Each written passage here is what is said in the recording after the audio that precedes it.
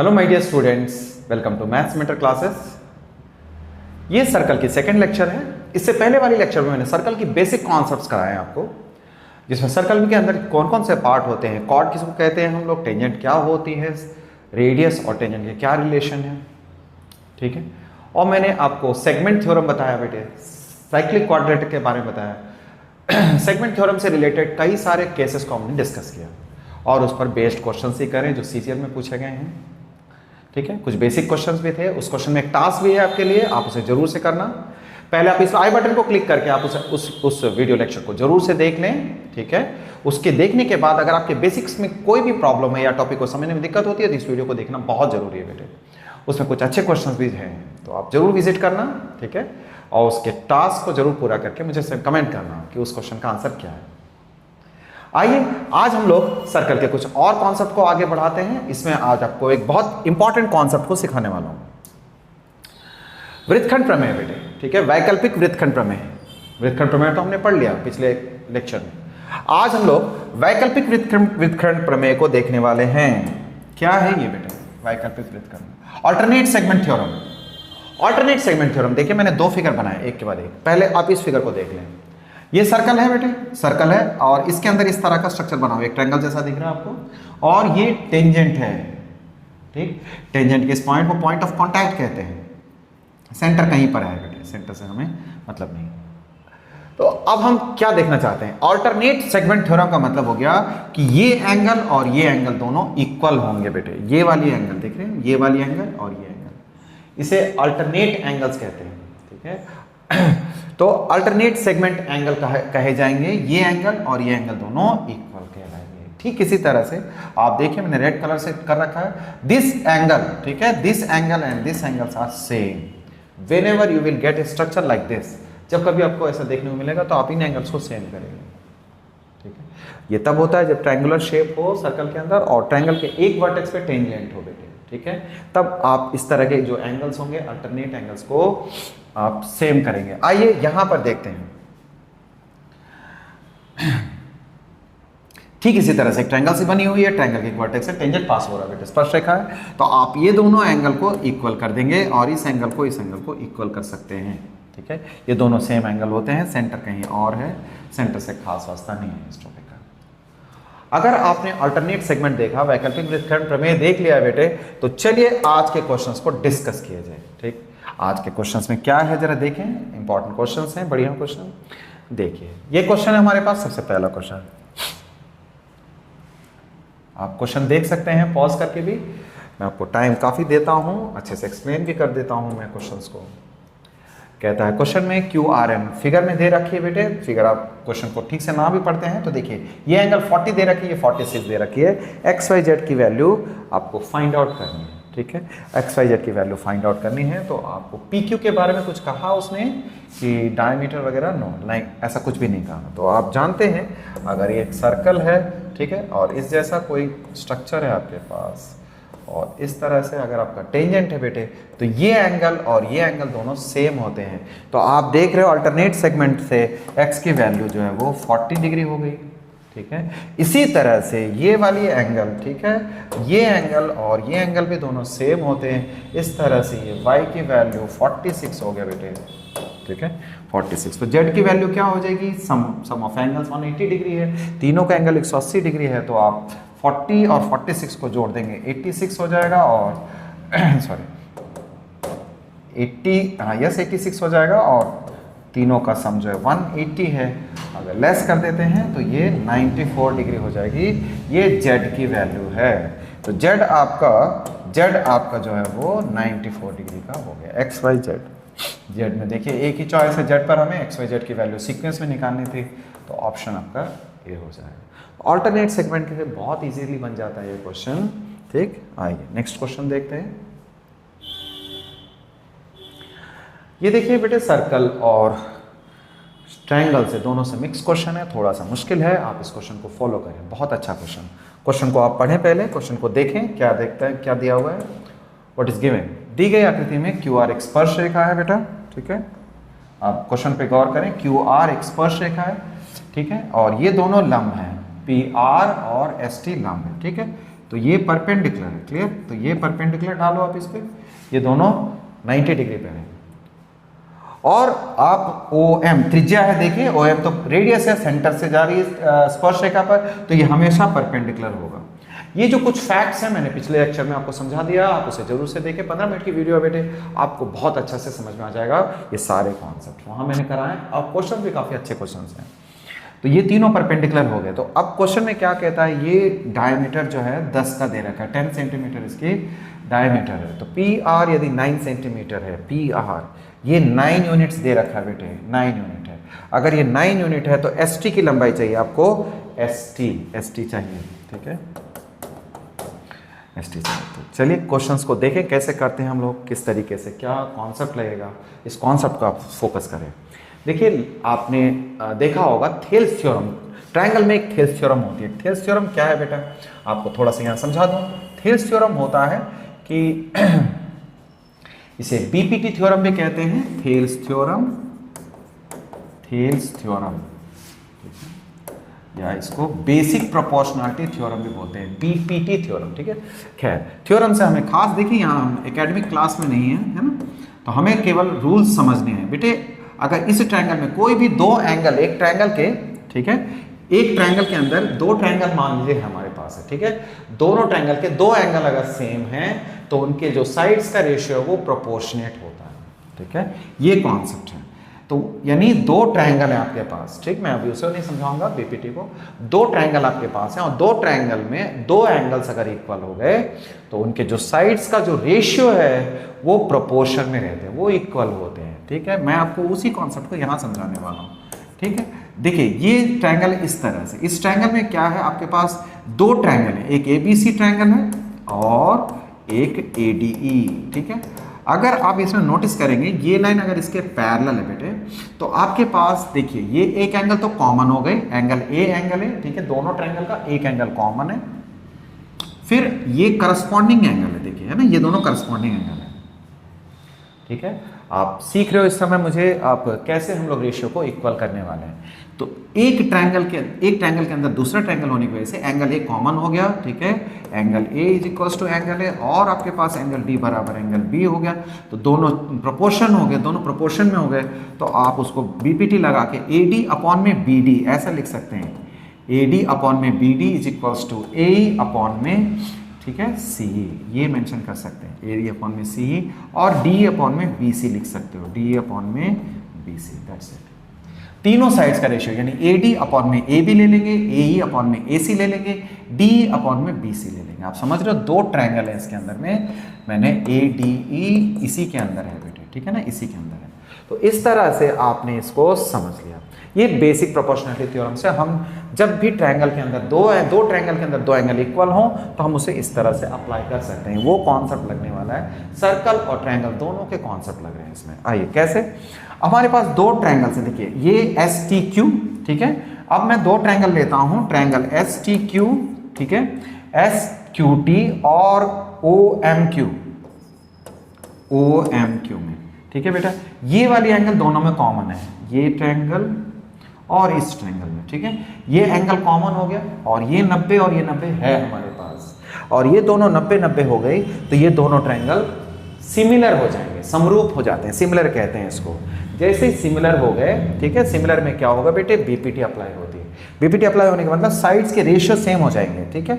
आप कह सकते हो साइड्स का रेशियो सेम करना है, यानी ST अपॉन में OM ले लेंगे, ST बाई OM, और इधर क्या लेंगे, इधर SQ, ठीक है, SQ अपॉन में OQ लेंगे, ठीक है, OQ। आप यहीं पर वैल्यू पुट अप कर दीजिए। ST की वैल्यू आप नहीं जानते हो, इसको कह दो Y, ठीक है, Y हो गया, और इसे कह देना X, यानी SQ को हमने X लिख दिया। तो OM की वैल्यू कितनी है, OM तो 5 यूनिट है। अगर डायमीटर 10 है तो ये अगर तो ये पूरी 10 है तो ये 5 हो गई, ये 5 और ये भी 5 है, तो ये OM की वैल्यू 5 और OQ की वैल्यू कितनी हो जाएगी, OQ की वैल्यू 5 + x, ठीक है, 5 + x, यानी आपके पास है क्या, y is equals to 5x upon में 5 + x हो गया। ये एक इक्वेशन आ गई। आइए सेकंड में देखें हम लोग इसी तरह से। अब इस छोटे ट्रायंगल में, triangle SQT, S Q T और ट्रायंगल बड़ी वाली एस क्यू टी लिया हमने एंड क्यू पी आर में क्यू पी आर। ठीक है बेटे, समझाते समय तो टाइम लगेगा, ठीक है, आप अपने लिए करोगे, एग्जाम में करोगे जल्दी बनेगा, 30 से 40 सेकंड में निकलना होता है क्वेश्चनों को। ठीक है, धीरज रखना बहुत जरूरी होती है, चीजें सीखनी हो सबसे पहले धीरज। ठीक है, जिन्हें धीरज रख लिया उन्हें किला जीत लिया।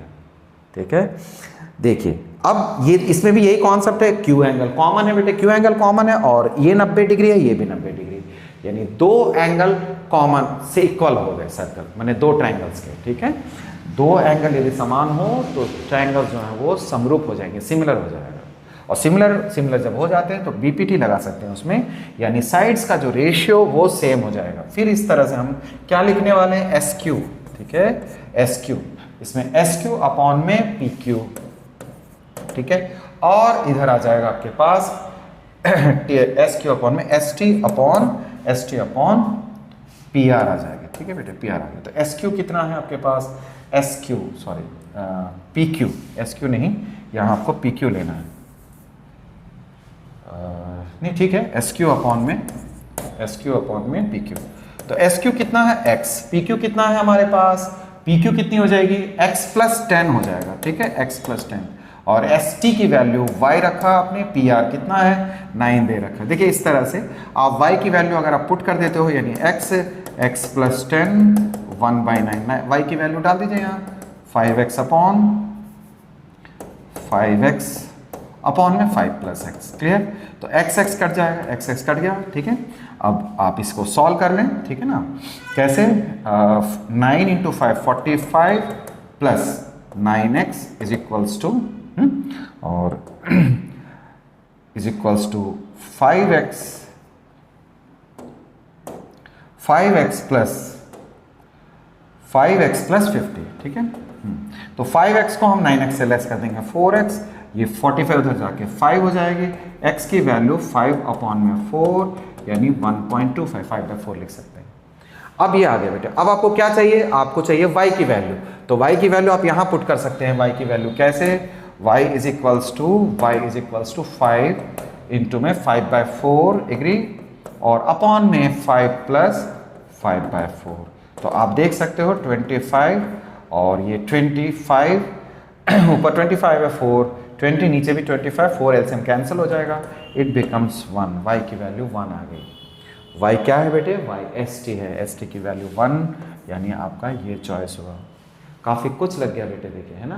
तो सीजीएल में ये क्वेश्चन पूछा गया 2017 में, आप देख सकते हैं ऐसे क्वेश्चन कितने इंपॉर्टेंट है और कितने कॉन्सेप्ट्स कैरी करते हैं। ठीक है, यानी आपने सीखा इस क्वेश्चन में, ठीक है, कि दो ट्रायंगल, जब कभी भी दो ट्रायंगल में दो एंगल्स अगर इक्वल हो जाए, ठीक है, तो दो एंगल इक्वल होने पे बीपीटी अप्लाई करेंगे। बीपीटी क्या कहता है आपको, कि दो एंगल अगर इक्वल हो गए तो आप दोनों के ट्रायंगल के साइड्स का रेशियो इक्वल कर सकते हैं। ठीक है, ये बेसिक कॉन्सेप्ट था इस क्वेश्चन का, या आगे और कई क्वेश्चन इस कॉन्सेप्ट पर बनेंगे।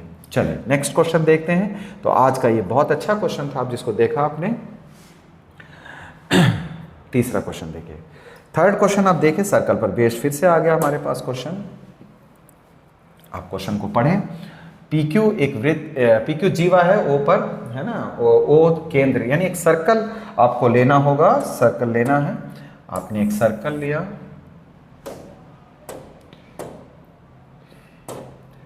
एक सर्कल ले लिया, सर्कल में आपके पास ROS, ये R, PQ एक कॉर्ड है जो कि S पर ज्वाइन होता है। PQ एक कॉर्ड है, देखिए PQ इज ए कॉर्ड, ठीक है, जिसको आगे बढ़ाने पर R से जो आने वाली पॉइंट है वो S पे ज्वाइन होती है। कहता है दोनों मिलते हैं, किस तरह से, QSR ये 30 डिग्री है बेटा, ये 30 डिग्री। बहुत अच्छा सा क्वेश्चन है, देखिए अगर ये 30 डिग्री है तो QS is equal to OR, QS is equals to OR, ये कहता है। आप एक काम करें, इसको ज्वाइन कर लें, ठीक है, वेल इसको हमने ज्वाइन कर लिया।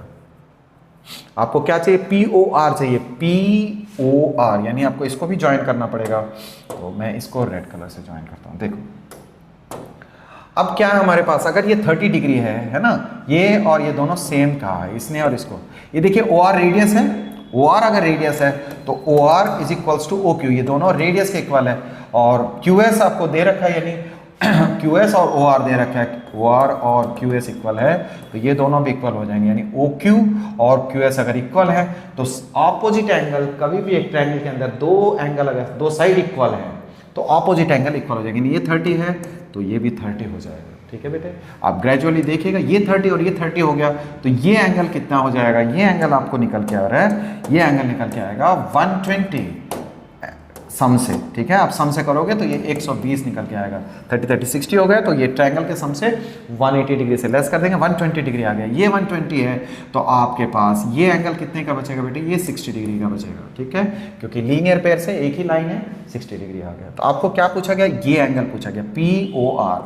ठीक, आप देखिए ये OQ और OP ये दोनों रेडियस हैं बेटे, रेडियस हैं तो एंगल सेम हो जाएंगे, अपोजिट एंगल सेम हो गए तो अपोजिट एंगल सेम हो गए। ये का 60 है तो ये भी 60 हो जाएगा, और 60 60 एक्सटीरियर एंगल से आप इसको कह सकते हो। आपको क्या पूछा गया है, ठीक है, POR QSR, what is the value of POR का मान ज्ञात करें, POR पूछा गया। तो आप इस एंगल का सम कैसे निकालोगे, देखिए अब आपको बताता हूं, ये 60 डिग्री है तो ये कितना बच जाएगा एक ट्रायंगल के हिसाब से, ये भी 60 डिग्री ही बच गया। तो अगर ये 60 डिग्री है तो 60 और 30 90 ले लिया इसने, इतना पार्ट है 90 ले लिया, तो बाकी इसके लिए कितना बचा बेटे, 90 डिग्री की गुंजाइश बच गई। POR की वैल्यू 90 डिग्री है। आया आपको समझ में? ठीक है, तो क्वेश्चंस देख रहे हैं आप, इसमें दो कॉन्सेप्ट आपने इस्तेमाल किया। पहली बात तो वो ये कि अगर साइड इक्वल है तो अपोजिट एंगल इक्वल होते हैं। ठीक है, और बाकी रेडियस का कॉन्सेप्ट लगा बेटे, एंगल सम प्रॉपर्टी लग गई, तो सिंपल सा क्वेश्चन था, बट ये पूछा गया है बोर्ड में, क्या नाम है कि आप देख रहे हैं सीजीएल में पूछी गई है क्वेश्चन। अब नेक्स्ट क्वेश्चन आपके लिए टास्क, जैसा कि मैं हमेशा देता हूं एक क्वेश्चन आपके लिए। ठीक है, आप इस क्वेश्चन को आप फॉलो करेंगे, आप पढ़ें क्वेश्चन को। कहता है PQRS एक साइक्लिक क्वाड्रिलेटरल है, PQRS एक साइक्लिक क्वाड्रिलेटरल है, and PQ is the diameter of circle such that PRQ is equals to 30 degree 38 degree. PQRS एक साइक्लिक क्वाड्रिलेटरल है, PQ is the diameter of the circle, है ना, PRQ 30 degree है, तो PSR निकालनी है आपको, PQRS। तो इस तरीके से अगर हम देखते हैं PQRS, तो